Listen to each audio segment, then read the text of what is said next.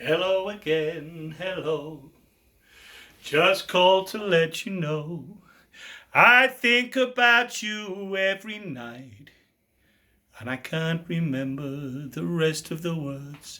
Welcome back to the Villa Mandarinas kitchen, and tonight we're getting stuffed. Well, we're stuffing chicken breasts. We're going to do some chicken breasts stuffed with mushrooms and Emmental cheese. Why Emmental cheese? Because that's what I had in the fridge. And it's at these times, isn't it, when we're on lockdown and you didn't get all you should have got at the shops, that you've got to use what's in the fridge. We've got chicken breasts, we've got mushrooms, we've got onions, we've got butter, we've got olive oil, and we've got Emmental cream cheese. And that's what we're going to be using. So, start as we normally do. Down onto my pan, my darling, please. Ooh, it's a different pan. It's a different pan. Yeah, I got the wrong one out, really, but they are. So, what we're going to do? What are we going to do? We're going to sweat off a few onions. And just to get these sweating down a little bit before we get the muggies in there. That's the technical name. They're not sets, they're muggies, because we're from Leicester, ain't we? It's alright, you don't need to turn around. I'll be with you in a second. A little bit of salt, not a lot of salt, just to bring out that sweetness and the moisture out of the onions. And we're going to sweat those off for a few minutes. Then we're going to pop our muggies in. Don't want that, didn't want that in. And, oh, he's cut them differently today. He's not cut them as fine as normal. Well, that's true. And that is because I didn't want to. I won't be putting that one in that's just shot on the floor, because that would be scutty, wouldn't it? Absolutely, it would be. So I'm just going to knock these about a bit. Sometimes, you see, I like the long strands of onions. I like that sort of texture in it. So what I'm actually doing at the moment is that I'm actually starting to make the sauce for to go along with it.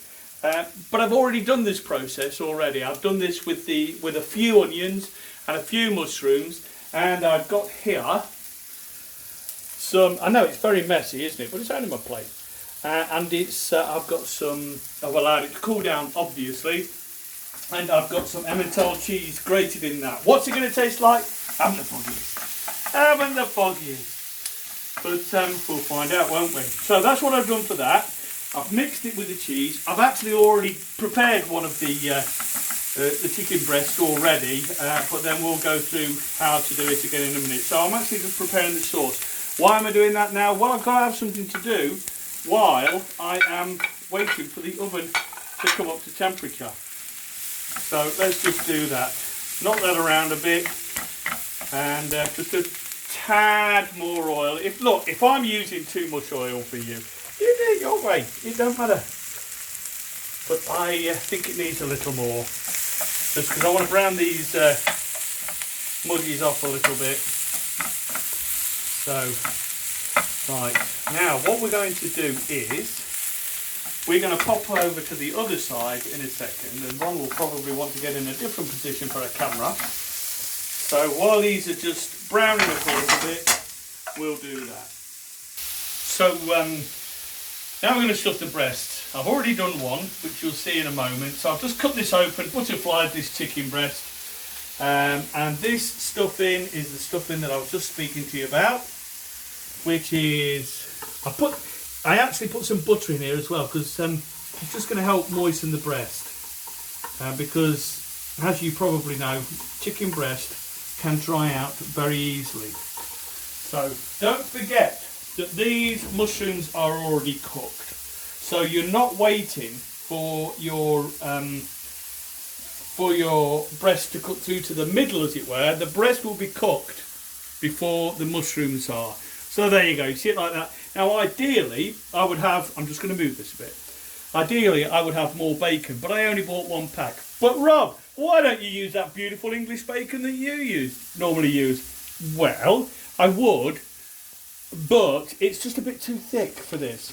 So I've got some nice smoky bacon.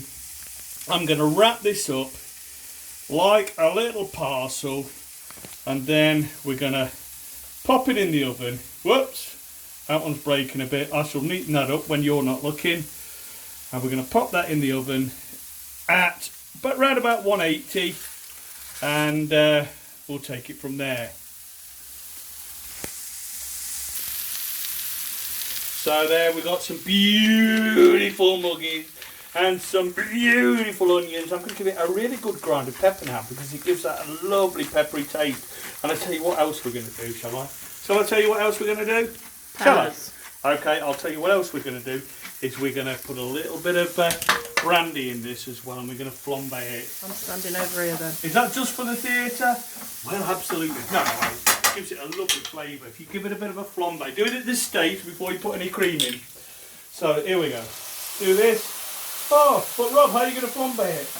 Just like that. Isn't that gorgeous? Can you beat it? And then just let your flame die down there. Burn off the alcohol. You don't want booze in your dish. You can have that afterwards or even with it. So we'll just let that die down, and then we're going to put some cream in that. But what I'm going to do is I'm going to take that off the heat a little when we're putting the cream in. I don't want the cream to split or curdle. So let's put a drop of this baby in there. Oh, it smells so good. This is just whipping cream that I've got in the cupboard. So beautiful. That is going to be gorgeous. That is. There you go. Now, I'm happy just to allow that to reduce down a little bit, not too high, just to reduce down a bit until it coats the back of the spoon, and then it'll be ready to serve on the, yeah, that's already coated, isn't it? So we've got a sauce that's around about thick enough. That's how you find out if your sauce is thick enough to do. Now, there's another way, of course, you could have done it, and that was before we put the cream in, you could have put just a teaspoon of flour in, cook that out for a couple of minutes so that it doesn't taste of the flour, and then you could have put your cream in and had a thicker sauce. But I'm just reducing it down a bit. That intensifies the flavour. So that's what we're going to do. So now what we're going to do is I'm going to switch this down onto pilot so it just maintains its heat. And then when the breasts are done, probably between 45 minutes and an hour. It depends on the size of your breast. But what I would do is get yourself one of these little babies. I use this all the time. And this is, it's a little probe, thingy-bobbly, thermometer, that's it. One of many. Instant read thermometers. You can never have too many instant read thermometers, let me tell you. And then you just plop it in, and if you're in the chicken and it's 75 degrees C, bob on.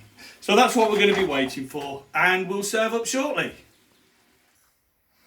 Right, after 40 odd minutes as it turns out to be, here we go, these little beauties are ready. Now, Rob, where are the chips? Where are the spuds? Listen, let me tell you, when you've had these, even me, there's too much to eat. Let me tell you, they're absolutely fantastic. And there's plenty to eat. I was a little unsure last time I did it, but in actual fact, I seem to remember that we couldn't even eat it all. So there we go. How does that look? All right. It's not flipping John Trout. It's not Marcus Waring, but I'm just a home cook trying to help you geezers to get to, well, not to learn to cook, 'cause I'm sure you know how to learn how to, I'm sure you know how to cook, but just to learn a few more recipes, that's all. Hope you enjoy it, guys. Is that it? That's it. Finished? I'm done, mate. I'm going to eat it now.